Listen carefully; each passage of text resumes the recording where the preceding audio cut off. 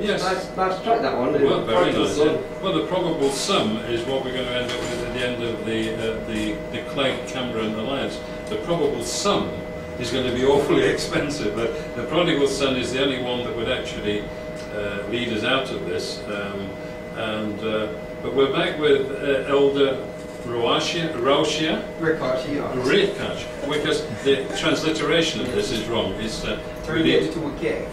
Right, yes. So Elder, we're here back in the studio, Bone Green Community Radio, and he is the elder relating to the gathering of Christ Church under the Church of Philadelphia, Pennsylvania, and about the radicalization of Israelites to be used as a weapon of mass destruction, or weapon of mass deception, let's say, by the powers that be. And we have to stop this. We have to make it clear that people who believe us, as the Quran says, you know, there can be no compulsion in religion.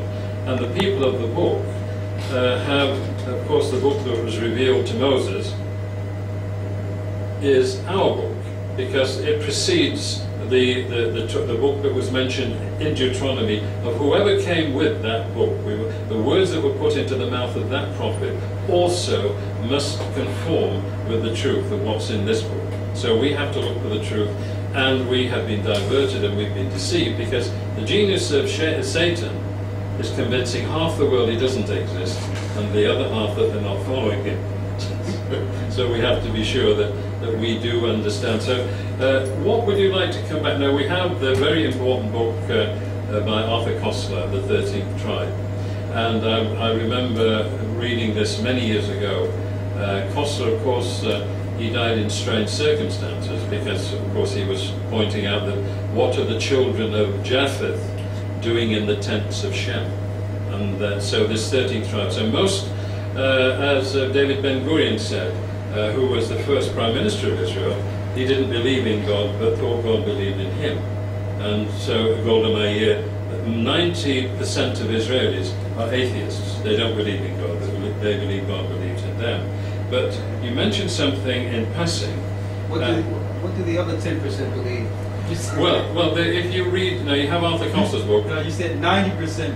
Well, they're atheists. Are atheists? Yes. What about the 10%? The 10%, then if you're in the shul, in the synagogue, in the morning prayer, there is a very important book written by Israel Shahak called Jewish History, Jewish Religion, The Weight of 3,000 Years. Now the battle was with Jesus, and the statement in the Bible where Jesus says, "You are as your father the devil," and he called them the synagogues of Satan, because in the synagogues from then till now, only 1 out of 10 worshipping in the synagogue is worshipping Adonai, or the God of Abraham. The other 9 out of the 10, as he said, as strange as it may seem, are propitiating Satan, because they fear Satan more than they fear God. So providing you don't change any of the formula, if we were standing in the mosque, that you would stand, and providing you don't make any changes in the ritual, there's no problem. But then you have the concept of this, the reunion, and hence this hexagram, the symbol, is the sexual union of God and his wife. And this is the coming together, the ritual. Okay, again, okay. I would say... Yeah. Okay, so here I'll pass you over to Elvis. Okay. I want to go into your point. I don't want you to ignore the point you were on. I'm not no, go ahead. I don't want to take you too far, but I would like to say that there's something that we need to discuss, and I touched on in the beginning. It seems we're looking at all this information without getting to the core root of solution. Okay. We can bring forth a lot of knowledge and understanding, but unless we solve a problem, humanity will need to deal with a bigger problem. Sure. Okay? The things that I've brought to the table this morning in discussing who are the true children of Israel according to the Bible, according to the Torah, begs every religious leader as well as people with any level of religiosity to acknowledge what to do about these people. You understand? Sure. What are we going to do about these people? It seems we want to ignore the state of these people and not relate it to the state of the earth. And I think by ignoring these people, we are ignoring the earth. All due respect to our religion. At the end of the day, when we examine the state of this planet we live on, someone is doing something very wrong at the pinnacle of these religions.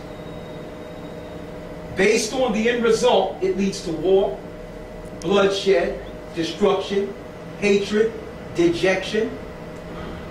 That's the end result. You can bring me your God and say that it's about peace and love and unity and living as this and living as that, but I'm looking at the result of the religions. I'm looking at the end result. So you're telling me it's one thing and how to live, but what's being perpetrated is world degradation. And this world, it's being ignored because no one wants to get to the root of the problem. The root of the problem is there's some people in this book that we need to pay attention to. We paid attention to the Jewish Holocaust. We paid attention, the whole world paid attention to it. And if you don't pay attention to it, they'll make sure there's a movie out or a discussion every week on international TV to make you remember. You understand? So I don't want to get too far off the point because there's something we need to do if we're going to talk about Ishmael's part in Genesis and Muhammad's part in Genesis. We need to also talk about Isaac and Jacob's part in Genesis and in Deuteronomy. If we're going to talk about, if we're going to go into Deuteronomy 18 to say, okay, Muhammad is a prophet that was spoken of, if that's what you want to use, then we need to go to Deuteronomy 28 and say, well, who is these people who are in cargo slave ships, who are now have been spread throughout these religions and are dejected and rejected all over the earth? What is the solution for these people? And see, as far as I'm concerned, at the end result, because we're in the last days here, let me say this.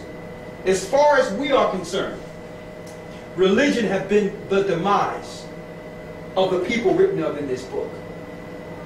Religion has been the demise. There's no disrespect to anyone's personal religion. You have to realize the end result of a people is the bottom line. And that's what we are examining. The conquest through religion to destroy a people and destroy them morally,